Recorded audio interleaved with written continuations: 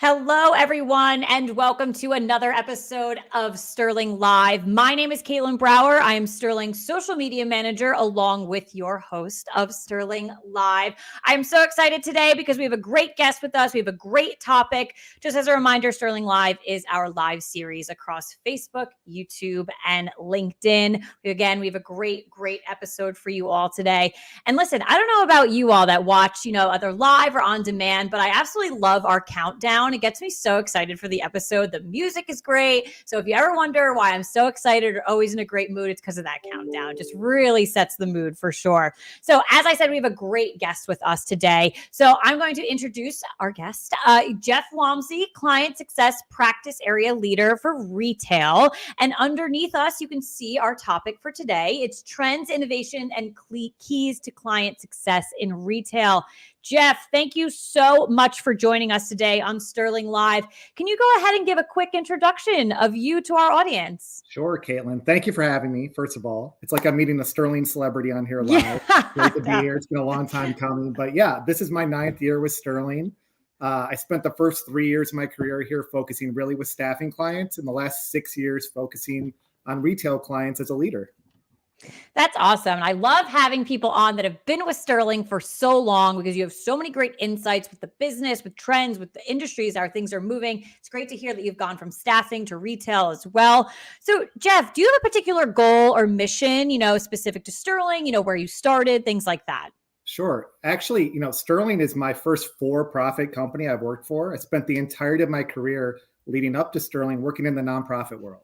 So with a Chamber of Commerce, with a membership-based manufacturers trade association, and really if anyone's familiar with nonprofits and being part of membership organizations, a big part of the value is really intangible. So it's on membership folks, like I used to be, to make a lot of those intangible values a little more meaningful. Mm-hmm. And the only way to do that is by really forging relationships. And I take that same mindset when I work with my team. And really what attracted me to Sterling was that client-focused approach and support structure. And really the ultimate goal is, while we're arguably the largest CRA, still having that mom and pop type of boutique feel and forging relationships. It's always been about the people throughout the entirety of my career leading up to Sterling. And that holds true today, which is great.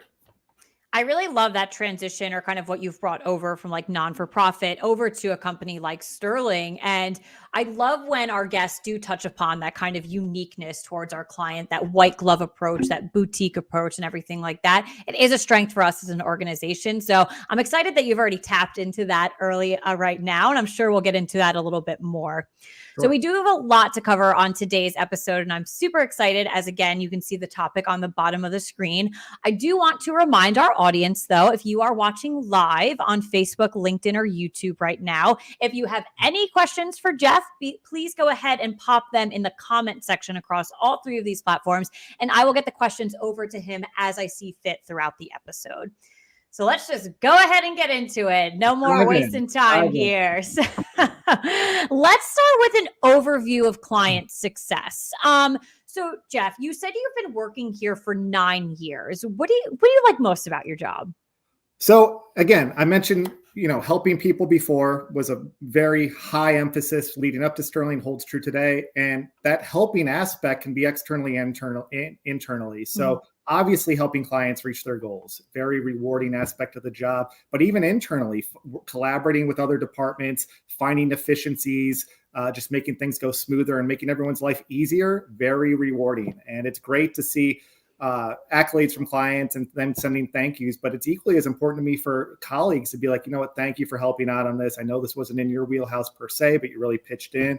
Just overall helping and probably it is the nonprofit mindset seeping into that, just trying to make things better as a whole, whether it be with clients or with our team members. Absolutely. I think it shows the true partnership too that we have internally, but also with our clients. That's something I love as well. Working in my role with social and marketing, I get a ton of things from your team, other team members, where we showcase how we do help our clients, and they're able to thank us and talk to or give us like a testimonial, things like that. Being able to put that out there makes me smile all the time. So definitely can agree with you on loving that part of your job for sure.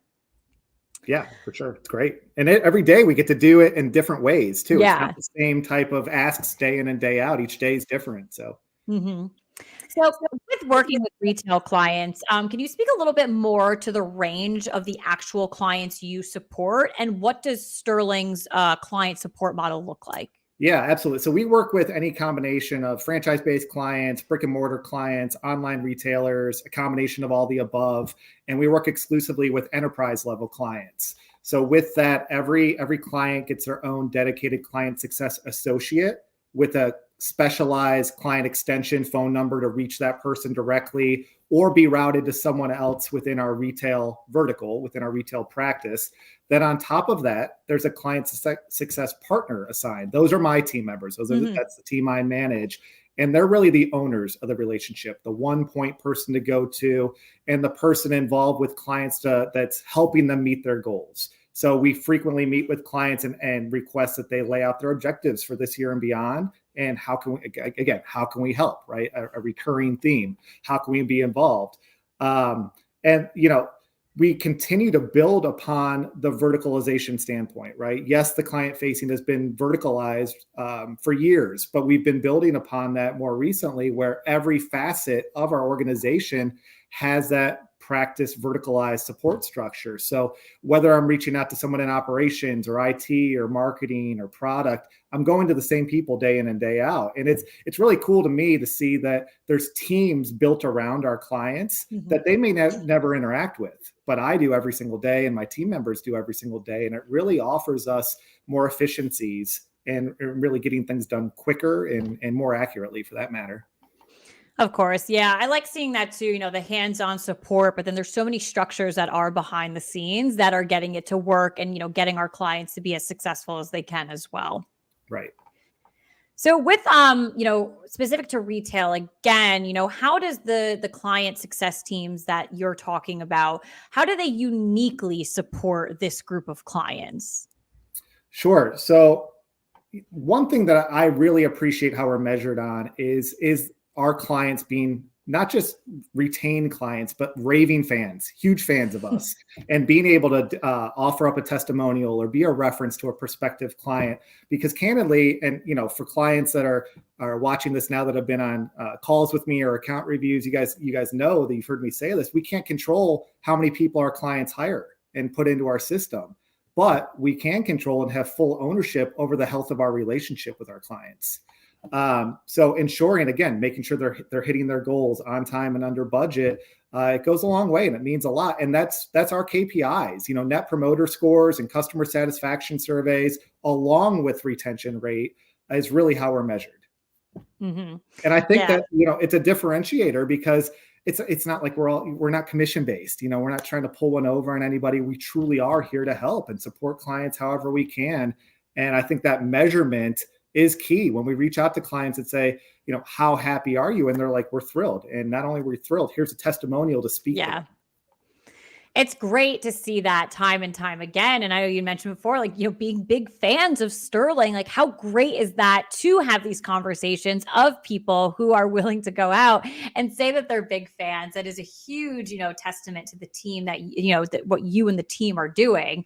Definitely I love that because it's one of my favorite things too, to get out there, get that word out there that our clients really do love us. Yeah. And I think a big part of it is the customized approach we take with clients. After understanding their goals and objectives, we build a program that suits those needs. It's not a cookie cutter type of one size fits all solution. No, absolutely not. And again, that's a huge differentiator. And I love to hear that. All right. So we discussed a lot with, client success specifically to retail, but moving into a key area for Sterling as well is that we have industry experts across the board. So your team is specifically helping clients within the retail industry. So let's talk about some retail industry trends that viewers, potential clients, potential prospects, anyone is very going to be much interested in hearing. So just what are some of these current trends that you're seeing in the retail industry? Yeah, of course. And, one of the best byproducts of the verticalization within practices is the benchmarking that we learn. So we have proven success stories that we've worked with other clients that can be easily applicable to clients going through similar scenarios. But some of the biggest trends that we're seeing is, and it's not foreign to retailers, or it's not new to retailers for that matter even, but being exceedingly cost conscious. I think now more than ever, given the state of the economy and consumer confidence, I think retailers are just looking at things through a different lens, a little more fine tuned as it relates to everything across the board, but especially background programs. And I just think it's important in that regard for, retailers, our clients, not to boil things down, a background program down to just numbers and dollars and cents, really factoring in the safety of their staff, of their customers, and protecting their brand should all factor into this. And so while I think it is a trend to maybe rethink how we're screening certain applicant pools, eliminating those should not be on the forefront of anyone's mind. Each position is important. So we're really having candid conversations with clients on how to navigate those waters. It goes back to, again, let us know what your goals and objectives are. We fully realize that everyone's looking to save wherever they can, but it doesn't have to be at the expense of eliminating entire applicant populations from your program, as an example. So other things people are interested in are things like, first of all, ensuring that the person that they're hiring or planning to hire is who they say they are, just as a simple baseline. I think with the return to work, some people are in hybrid models now of part remote and part in office, but we're hearing a lot of stories of people coming back into offices and realizing, wait, that's not the person I thought I hired in that Zoom call. And those are terrifying stories, right? And thankfully we have ways to help with our identity services, which are really cutting edge, but that's a newer trend, right? It wasn't as much of a concern before. I think COVID really expedited that need with all of us being remote. And thankfully we have ways to help. So that's just a baseline there. Like, are you who we think you are? And then let's screen you. And again, being that it's new, that's an interesting conversation to have with clients. There's a bit of a learning curve there because it's been foreign to the industry a little bit. Yeah, definitely. And it's great for you to bring that up because we even shared, prior to today's episode across our social media channels, the trends and the spikes we've been seeing in retail hiring over the last calendar year. So from January 2022 to just up until December now, just a chart of kind of what we're seeing. And we're seeing the spikes. We saw some dips, obviously, but we're leaning up towards a little bit more spikes again. So again, it's important to, even with being cost effective, not trying to nix things completely, but sitting down with someone like Sterling, sitting down with your team, Jeff, and understanding your goals and how Sterling can continue to help you like during, the shifts that are happening right now. Yeah, exactly. And I think, one of the additional trends we're seeing that really helps with that cost savings as well as speed is oral drug testing. Drug testing as a whole has been an interesting conversation in retail, but obviously safety sensitive positions are going to need to maintain some sort of drug program. And the oral kits have become more heavily adopted for the reasons we're talking through right now. They're more affordable and they're faster. I mean, as we know, you got to be quick when hiring people in retail. And so that's been a real nice solution for a lot of our clients. And it's great to track the results of making changes like that. So if someone shifts from a traditional drug test into the oral-based one, here's the results we're seeing across the board. And it's always great to share those wins with clients. Can you touch on real quickly the trend around turnaround time? So obviously, when we're looking at the retail industry, things have to be quick. People need to get in the door and they need to start working. So what is Sterling seeing there, maybe potentially from our clients or maybe potential prospects or just kind of out in the wild in retail around speed, efficiency, and things like that? Yeah, you got to be fast. I mean, everyone's fighting for the same applicant pool, right? So across the board, you got to get people in the door as quickly as they're interested in your position. So thankfully, we are always increasing our levels of automation with our criminal fulfillment especially, but really across the board. We have automation in place with the vast majority of counties within the U.S., which accounts for well over 90% of all the criminal records. So it's great to see, when I started 9 years ago, everyone in the industry was measuring turnaround time in days. And now we're to the point we're measuring it in hours. Mm-hmm. I mean, it's a huge transformation and it's been so meaningful to our clients. And it's just rewarding to be like, yep, we can get that done and we can get it done quickly where we know Some others may not be able to, and it's a differentiator for our clients to be able to get those really wanted applicants that everyone's fighting for, get them into our clients' facilities. Yeah. Yeah. No, that's great. And I think that's a great segue into, where I want to go next in this conversation. You had talked about the idea from going from days into hours. So clearly we're seeing a lot of shifts and, new types of technologies, innovations, within background screening. You mentioned identity verification before, coming off of these trends, we are seeing shifts, we are seeing innovation. So Jeff, what kind of shifts have you seen in background screening programs, let's say in the last 3 years? We'll put a time frame on it.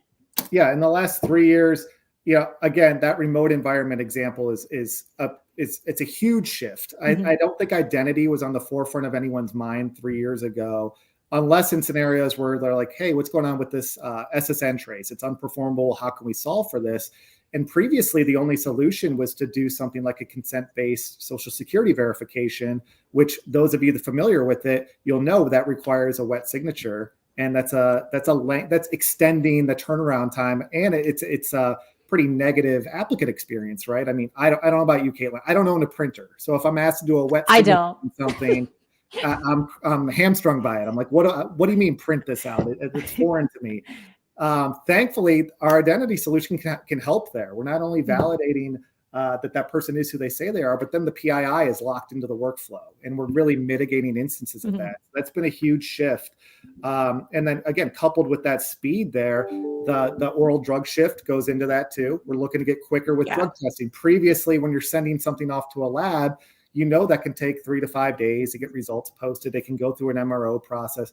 Well, thankfully, with an instant test, it is what it says it is. It's instant, and you can get that result right away. And more often than not, you're done. You can hire that person.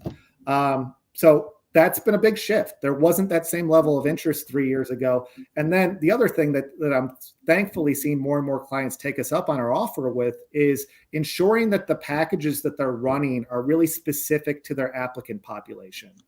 And the reasons tie into what we're already talking through, that speed and maximizing cost. We want to make sure that, the position that you've structured for an hourly position isn't identical to what you're doing for a manager, a key holder, a corporate position, a driving position. There's ways to structure these that are really maximized for the people you're looking to hire. Yeah, again, it really goes back to, like you said, that unique, that personalized experience, and really understanding, again, an organization like Sterling sitting down with organizations being, okay, what are your clear goals? What are the things that we can help you get? And again, the candidate pool is different per client, per industry. So that's really great to hear. And, I laughed about the printer thing. I do not own a printer. And I wish we were able to do live polling during these episodes, because I'd love to know, anyone who's watching, who owns a printer and who doesn't. But yeah, well, it's funny. My dad will say, like, hey, I'm going to fax you something over. I'm like, what year are What's we a fax machine? With a fax? Which, by the way, I asked them to watch. I don't know if they were even able to know how to log into LinkedIn, but I think they'll be pleased to know I'm using my communications degree, which I'm pumped about. But yeah, Mom, Dad, if you're watching, Hello, of course. But yeah, so another, shift, and I thought you brought up the two great examples there, just, with drug testing, and then even something like an electronic signature, or moving something within the digital space for sure.